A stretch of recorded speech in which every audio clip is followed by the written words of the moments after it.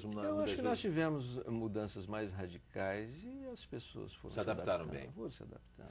Conceito de revisão, atribuições do revisor, originais, editoração, erros de revisão. Me fala um pouco sobre isso. Erros de revisão. Bem, aí vai muito da experiência da gente, no momento em que eu digo que é uma primeira revisão, uma segunda revisão, uma terceira revisão. E as pessoas às vezes dizem, mas 3?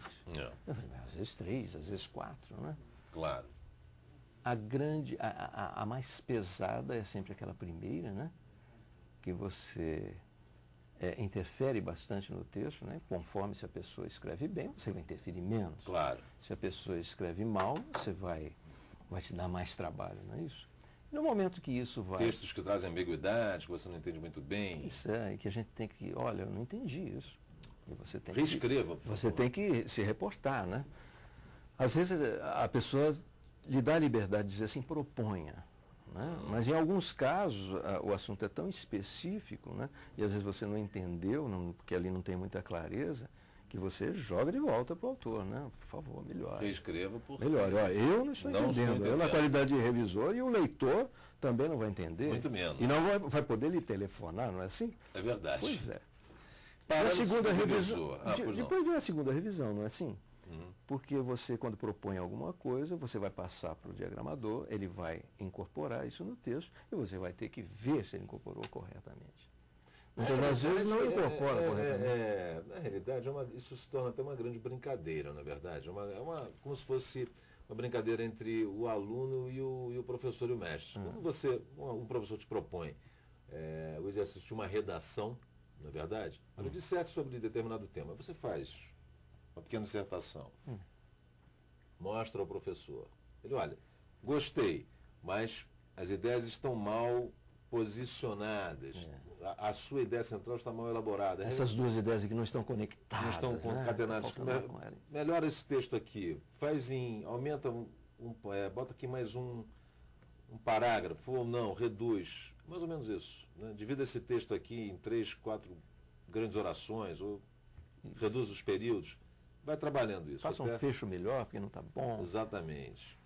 Parâmetros do revisor, a norma culta da modalidade escrita, palavras dicionarizadas e não dicionarizadas, oralidade. Pois bem, esses problemas de palavras não dicionarizadas, isso hoje é um problema para o revisor ou não chega Hoje em dia nós atrapalhar muito? Hoje em dia nós temos muitos instrumentos, né, de revisão. E no momento em que você não localiza determinadas palavras nos seus dicionários, né, a gente hoje trabalha com 2, 3 dicionários abertos, né, no computador, porque é tudo muito mais rápido. E no momento em que você não localiza essas palavras, nós temos um outro instrumento poderoso que é a internet, não é? Pois é. E nós temos a facilidade de entrar em trabalhos técnicos, em monografias. A internet hoje facilita, né? E acabamos, às vezes, achando aquela palavra que ela é comum, não para o vulgo, né? Mas ela é comum dentro de uma determinada área, né? Mais específica. Né? Alguns livros ficam difíceis mesmo. Bom, eu considero, nessa questão da pesquisa, Pedro, desculpe, eu considero que cada revisão é um desafio, né? Você vai mergulhando e vai procurando. Quando você não acha, você procura. Tem alguns livros que são complicados, precisam de mais dicionários e você não encontra a palavra, muitas vezes nem na internet. Pois é. Aquele livro Eneida, de Virgílio, eu sofri. Eu trabalhava também, lia com 2, 3 dicionários e muitas palavras eu deixei de... Não encontrei, simplesmente não encontrei. Agora a nossa língua é viva, né? É verdade. Existem determinadas palavras que vão se incorporando. E numa ficção, num romance, é permitido neologismos. Claro. O autor pode criar palavras. Claro. Né? Dá uma de Guimarães Rosa. Porque Guimarães Rosa gostava muito de fazer isso, não é? Pois é. Não é verdade? Criou bastante palavras. Eu deslembrei, né? Essas coisas assim. Isso eu acho fantástico. Muito bem. Instrumentos para a revisão. Tudo tem um limite também, né? Mas ele gostava de brincar, principalmente. Você tem um certo embasamento. Os jornalistas e repórteres ignorantes como eu. Ele adorava criar algumas palavras, e aí os repórteres, os jornalistas falavam, meu Deus, o que esse homem quis dizer? E aí. Mas o escritor é rei, né? Ele tem o poder ali. Muito interessante. Agora, existem alguns modismos aí que a gente tem que tomar muito cuidado, né, como revisor. Claro. Hoje todo mundo quer fazer uma colocação, né? Pois é. Você me permite fazer uma colocação? Que colocação? Ninguém está colocando nada. Tem um artigo meu que fala pedra no sapato, uma colocação, né? É sobre isso. E às vezes eu quero colocar, eu comparo a um idioma indígena. Eu quero colocar, eu coloquei. Né? E todo mundo quero fala, fazer colocação. E a nível de... É horrível isso, não é verdade? Nível sempre nos lembra uma graduação. Existem outras formas de dizer, né? Eu acho mais fácil usar âmbito, não é? No âmbito. No âmbito de... Porque em nível de... Nível de, para mim, me lembra de Países Baixos. Está abaixo do nível do mar ou acima do nível... Muito bem. O dia a dia do revisor, o dia a dia de um revisor é complicado? É difícil, né? Às vezes é uma labuta... Às vezes é.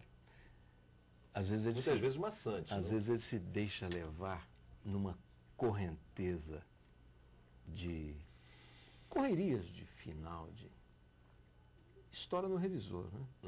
Todo mundo tem tempo, e o diagramador, e fazendo capa, e reorganizando o material, e depois sobra um dia para o revisor. E aí você é impossível, né? E eu... um dia desse eu escrevi sobre isso, né? Porque você tem que ter o discernimento de quando não for possível você cumprir com uma determinada tarefa, você cai fora. Você não posso. Né? Você quer lançar esse livro amanhã, mas é impossível, né? Temerário. Que eu faça, é temerário, e às vezes é realmente impossível você fazer uma segunda revisão. E as editoras muitas vezes em 24 horas forçam uma barra. Forçam. Agora, isso aqui que eu achei interessante. Isso aqui me explica aqui em um minuto, Aristides, que infelizmente nosso tempo está acabando. Infelizmente mesmo, que eu adoraria continuar essa conversa. Sim. Memórias de revisão.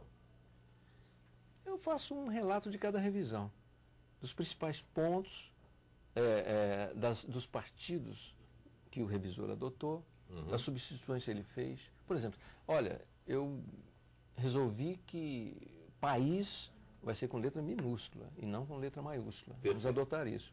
E isso dá tempo, inclusive, do autor dizer assim, não, mas eu quero assim. Eu quero de tal forma. Então tem que adotar outro padrão. Pois é. Então, isso é importante no livro, né? Você padronizar determinadas muito importante. Abreviaturas, determinadas siglas. Existe muitas vezes uma padronização do próprio editor. E quando não tem editor? Quando é uma produção independente, né? Nós temos que partir de alguns parâmetros. É verdade. Não é isso? Aristides, olha, como um acordo. Infelizmente nosso tempo já esgotou. Adorei o teu livro. Obrigado. Com certeza. Vou ter um desses lá em casa. Mas antes de nós encerrarmos, eu gostaria de divulgar o teu site, que é www.aristidescoelho.com.br. Rapidamente o teu recado. Você ia falar. Esse livro foi produzido pelo Senac. Pelo Senac. Isso. Perfeito. E nós encontramos este livro nas principais livrarias? Nas principais livrarias. Ou também através do Senac? Eu não tive o prazer ainda de ver esse livro nas vitrines. Certo. Mas as grandes livrarias, como Saraiva, como Cultura, vendem esse livro pela internet. E quem quiser também aqui pelo Senac DF. Perfeito. É um trabalho primoroso que eu gostaria de falar, desculpe, do programador visual. Esse projeto é de Tiago Yanucchi. Né? O revisor é Edelson Nascimento, e nós temos uma entrevista muito interessante aqui com um normalizador, que é o Geraldo Campete Sobrinho. Perfeito. Todos daqui. Aristides Coelho Neto, muitíssimo obrigado pela entrevista. E parabéns pelo livro. Nós vamos para um rápido intervalo e voltamos em seguida com o segundo bloco do RB Notícias. Até já.